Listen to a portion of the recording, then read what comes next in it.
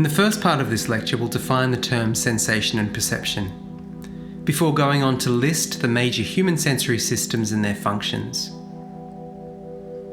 Next, we'll look at neural transmission, the basic currency of the brain, of all thought and experience. In the fourth section, we'll explore the concept known as modularity of function, how different parts of the brain are responsible for different functions. Finally, we'll explore the concept known as psychophysics, the scientific attempt to map physical dimensions onto our psychological experience of those dimensions. Part 1. Sensation and perception. Both of these terms refer to processes by which we acquire information about the world. And in common parlance, we generally use these terms fairly interchangeably. But how do they differ? The image of the iPhone can actually be quite instructive here. Is a smartphone capable of sensing information? When you touch the screen, does it respond? If so, then yes, it is receiving and transducing information from the environment. So in this sense, it is definitely capable of sensation. But does it perceive? Perception refers to the interpretation of sensory events. Arguably, perception is a higher level process than the processing of sensory events. Part 2. The major sensory systems. It's common knowledge that we have 5 senses. If we were to list them, we'd say they are vision, audition, our sense of touch or our tactile sensation, taste and smell. But there are others as well. Most notable of these is our vestibular system, the system responsible for our perception of our head's movement and acceleration through space, and which is primarily responsible for our sense of balance. Here, I'll outline the receptors associated with just 3 of the sensory systems.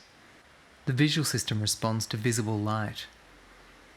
The visual receptors, known as rods and cones, are located in the retina. Information from the retina is transmitted to a part of the brain at the back of the head, known as the primary visual cortex. The auditory system responds to fluctuations in air pressure, which enter the ear. The auditory receptors, known as hair cells, are located in an organ known as the cochlea. Information from the cochlea is transmitted to a part of the brain located on the side of the head. This is known as the primary auditory cortex.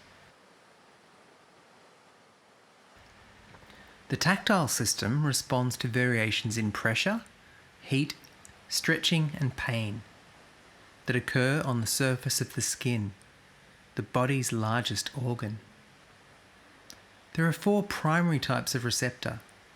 These are thermoreceptors, which respond to hot and cold, Pacinian and Meissner corpuscles, and they respond to pressure and vibration.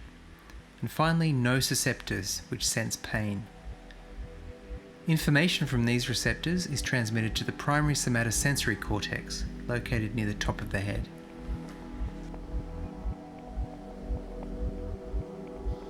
Part 3. Neural transmission and processing. We've said that information from each of the different senses is transmitted to the brain via a process of neural transmission. What is this process? Neural transmission refers to the electrochemical transfer of information from one brain cell to another.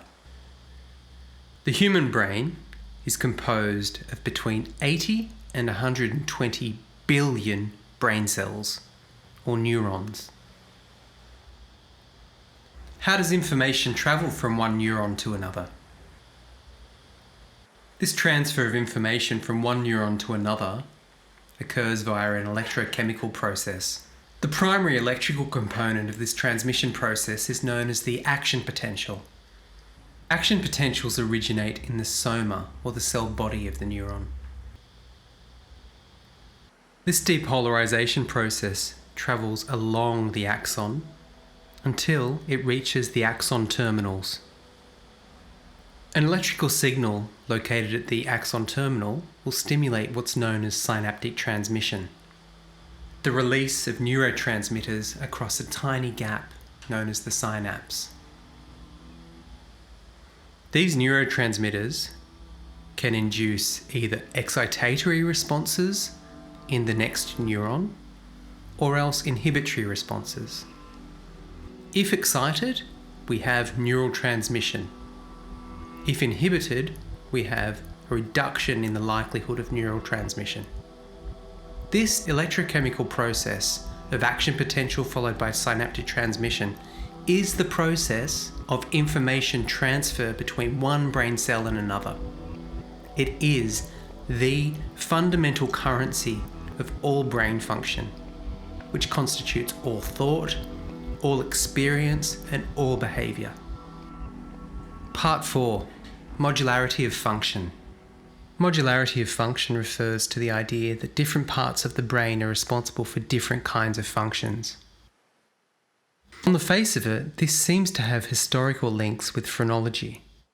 Phrenologists believed that bumps on different parts of the skull were responsible for different aspects of personality, an idea that has subsequently been discredited. Rather than being linked to the shape of the skull, it turns out that different aspects of behaviour and thought, and personality in fact, are linked to activity in specific parts of the brain. There are now multiple sources of evidence for this. The first type of evidence came from psychological lesion studies, where it was found that damage to a certain part of the brain seemed to be associated with an impediment in a certain aspect of behaviour. The earliest documented lesion study is the case of Phineas Gage. Phineas Gage was a US railway worker involved in building the rail system across the United States in the 19th century. While hammering a metal staff into a hole filled with dynamite, the dynamite exploded, and this shaft of metal speared through his cheekbone and then protruded through the top of his head. Obviously, everyone on the site thought he'd died. Despite this profound head injury, he survived. He was able to engage in conversation and he seemed relatively unchanged. He was able to walk, to talk. Despite some paralysis in the right side of his body, for the most part he seemed relatively unharmed. But eventually people did notice some changes, specifically changes in his personality. After the accident he became fitful, foul-mouthed and unable to hold to plans. The profound damage to the frontal areas of his brain were linked in some way to these personality changes. Another famous lesion study from the 19th century is a study by Paul Broca. Broca had an interesting patient known as Tan, on the basis of the fact that was the only word that he could utter. Interestingly, Tan didn't seem to have any other problems, aside from a bit of paralysis down the right side of his body. Unfortunately, Tan died at an early age. In his infinite wisdom, Broca seized this opportunity and decided to perform an autopsy. Upon examining Tan's brain, he discovered a large lesion in the left temporal lobe. Based on this, Broca reasoned that this region of the brain, that is the left temporal lobe, must be the seat of language. Fast forward to the 20th and 21st centuries, this region, which we refer to as Broca's area, is known to be essential in speech production. Fast forward to the 20th century and we have the work of Wilder Penfield, a Canadian neurosurgeon. Now Penfield discovered that whilst performing neurosurgery on awake patients, that by stimulating specific parts of the cortical surface with an electrode, that he could actually evoke specific behaviours specific experiences, and even specific memories. From my own point of view, the most unexpected finding was to discover that a mild electrical current applied to the surface of the brain causes a patient to have a memory from his own past sometimes, one specific recollection of an experience. So that when we touch one area with an electrode carrying a gentle electrical current,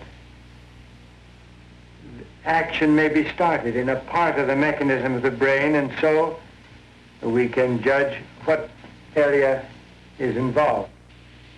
It was 11 years ago. That's right. That you were here. And you had as a little girl, around 7, an illness that left its mark. Then you remember we studied you with the X-ray, with electrograms, and then they saw the pattern of your attack, and there was only one place it could be, and that's right here in your right temporal region. And so we opened it up there, didn't we? Yes. Under local anesthesia. Do you remember the pain? There was no pain. When we stimulated at 3, you had a tingling in your thumb. You've probably forgotten now. When we stimulated 11, you opened your mouth and made a sound like ah, until I pulled away the electrode, and then you stopped. I don't even know if you knew why you were doing it. Down here, which is just a little margin here in the temporal lobe, it changed your hearing, so that you found it difficult to hear. And then underneath this, down into the crack there, we stimulated, and to my astonishment, you said, I hear music. Then I did nothing and repeated it without warning you a little while later, and you said, I hear that music again. Tell us what you heard. Well, I heard what sounded like an orchestra playing, and I asked the nurse where it was coming from, and she said, what music? And I said, well, that music, and then it stopped. And then I stimulated it again, you remember, and asked you about it, and you hummed it. Will you hum it now? You remember it? Yes. Go ahead. Da da da da da da da da. Part 5. Psychophysics. What are the basic dimensions of our perceptual experience? Common sense would seem to dictate that our perceptual experience is identical with physical reality. But the truth is, the world isn't always as it appears. Now, we can get a first-hand sense of this when we experience what's known as an illusion. Now, illusions are defined as a situation where a physical stimulus does not match our perceptual experience of that stimulus. When we look at the cafe wall illusion, for instance, what we might experience is that the blue lines are non-parallel, are crooked. The physical reality, however, is that these blue lines are parallel. Let's now draw our attention to the faces on the right, and you might recognise this as being ex-Prime Minister Margaret Thatcher. Now, clearly these two faces are slightly different from each other. One of them may look slightly more grotesque than the other. However, if we now show these images upright, one of them is far more grotesque than the other. I'll leave it up to you to decide which. Here we have another couple of illusions. On the left, labelled After Effects. Now I want you to stare at the blue circle in the middle. And over time, you'll notice that we change from this checkerboard pattern to this statue of the Buddha. Now, despite the fact that you probably know that the Buddha statue isn't actually physically moving, nonetheless, you will almost certainly experience movement in the Buddha. Clearly, the physical stimulus, that is the static Buddha statue, does not match your perceptual experience, that of movement. Now let's draw our attention to the image on the right. This is a famous illusion known as the face vase illusion. It's an example of an ambiguous figure. The ambiguity here is whether or not we're looking at a vase or two faces looking inwards. Our interpretation of this stimulus changes over time, despite the fact that there's no change in the stimulus.